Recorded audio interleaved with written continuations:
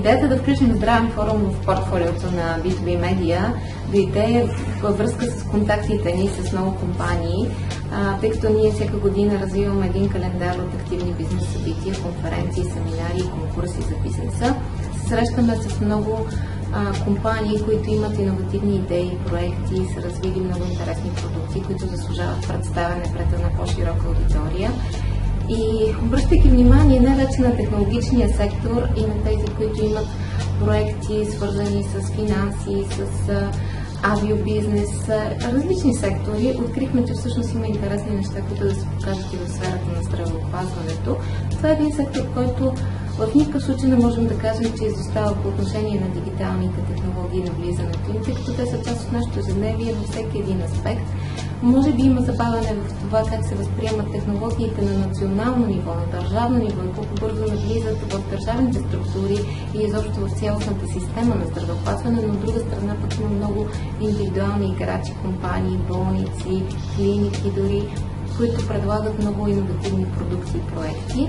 И в същото време всеки един от нас е потребител на здравни услуги, на продукти. Всички ние искаме в телефона си с един клик да имаме достъп до някаква здравна услуга или до това да можем да следим здравословното си състояние тук, сега, в дадения момент.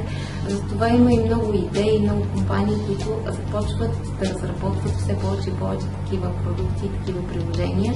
Ние, разбира се, правим едно предварително проучване за тези, които можем да покажем и да поканим по време на нашия здравен форум Digital Health and Medical Innovation. Затова и вече форума ще има второ издание. Миналата година беше за първи път, тази година за втори път и ще се постараем наистина да насочим фокуса на прожекторите към най-интересните проекти в тази сфера.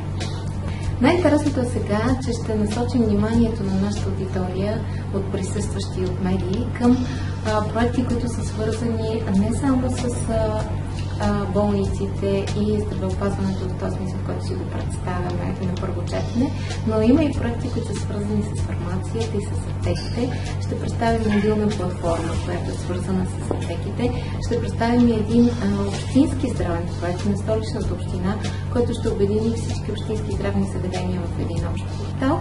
Освен това имаме и няколко иновативни, съвсем нови стартъп идеи, които ще намерят платформа по време на форума. Ще представим едно приложение, което е за защита на зрението, докато човек работи с компютър, с лаптоп, с десктоп, с мобилно устройство.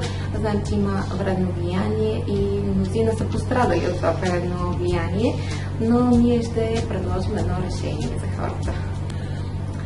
Когато търсим участници и публика за един такъв форум, ние се опитваме да обхванем много страни, заинтересовани в това да навлезе дигиталната иновация в сферата на здравеопазването. Затова ние се обръщаме както към посредниците на здравни услуги, болници, клиники, частни практици, медицински лица, така и към държавните институции. Ще имаме представители и на Здравната каса, на Министерството на здравеопазването, на Столичната община и на браншовите организации от Фармацевтичния съюз, от Асоциацията на частните болници.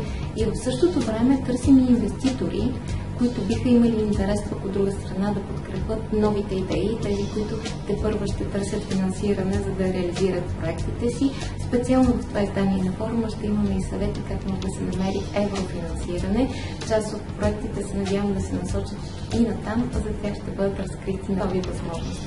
Това, с което бих поканила всеки един, независимо в коя сфера на здравеопазването, на здравната грижа и на уелнеса се намира, ако искате да чуете нови идеи, ако искате да разберете какво ни предстои в близко бъдеще, в близките 1, 2, 3 години да се случи в тази сфера на здравеопазването и какво ново ще можем да открием, включително на собствените си телефони след съвсем кратко време, заповядайте на форума, за да чуете новите идеи, за да чуете новите предложения и за това от какво ще можем да се възползваме и ще ни помогне в голямата идея да опазваме здравето си и да бъдем все по-добре.